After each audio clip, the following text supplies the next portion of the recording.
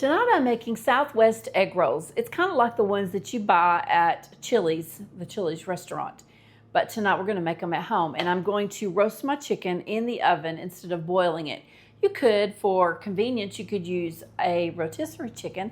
But since I have these chicken breasts thawed, I have seasoned them really well with some paprika, onion powder, salt, pepper. I'm going to roast these. I've sprayed them with some olive oil. We're going to roast them until they're done, and then we're just going to shred them up and add them to the rest of the ingredients for the egg rolls. So let's get started. To a skillet, about 2 teaspoons of oil. We're going to let that get warm, and then we're going to add the vegetables. To the skillet with the vegetables.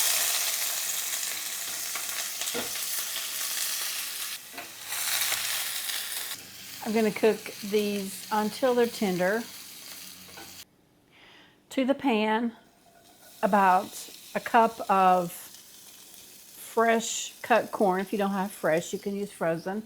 A half a cup of rinsed black beans. This is just from a can, so drained and rinsed. And I have my heat on low. We're going to let that just come together.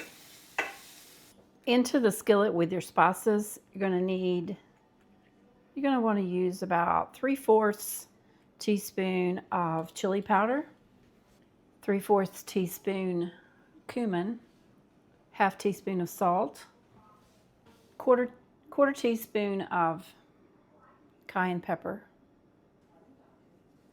I'm going to give that a mix.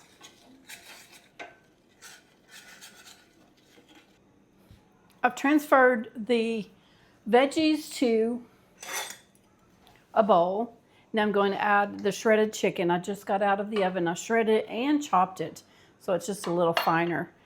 And you could also add, at this point, some chopped cilantro. I happen to not like cilantro, so we're not going to use that, but you're welcome to add that to your recipe. And we're going to give this a mix, and then add in a cup of cheese of your choice. I'm using sharp cheddar. You could use Monterey Jack, anything you want to use. So I have approximately a cup of sharp cheddar. We're going to add that in and give it another mix. Let's put these together. I'm going to use a good spoonful of mix onto the egg roll wrapper.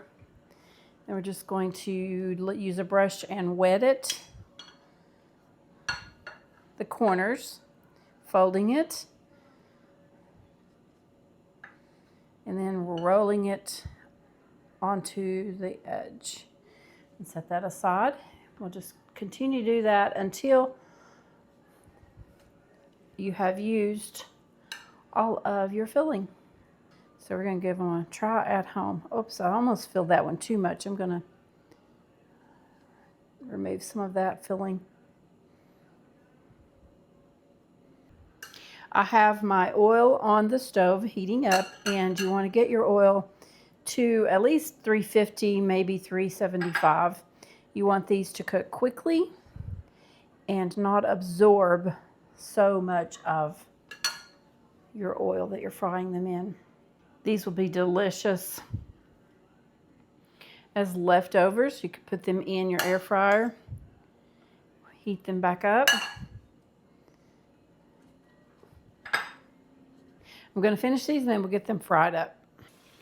I'm not sure I mentioned why I'm using the water on the corners. It acts as a glue, and when you wet the corners, it just kind of activates that dough.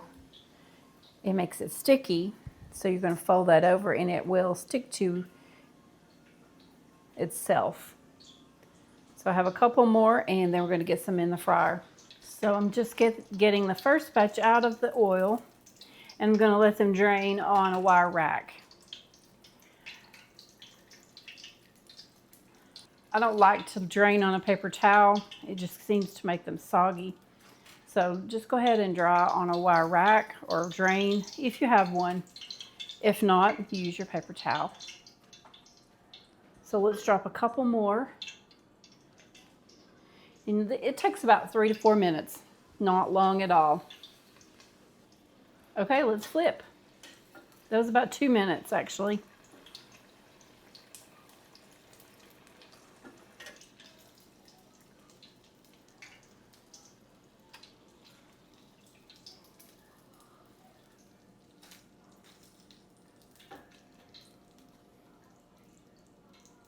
They're all finished and cooled, and I'm going to give it a taste. All right, I'm going to give them a taste. They have cooled off, and I'm going to go ahead and I'm going to dip them into my buttermilk ranch dressing, but I've just made this with some jalapeno in it. So let's give this a try. And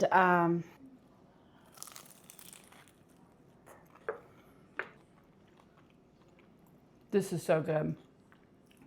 You've got to try.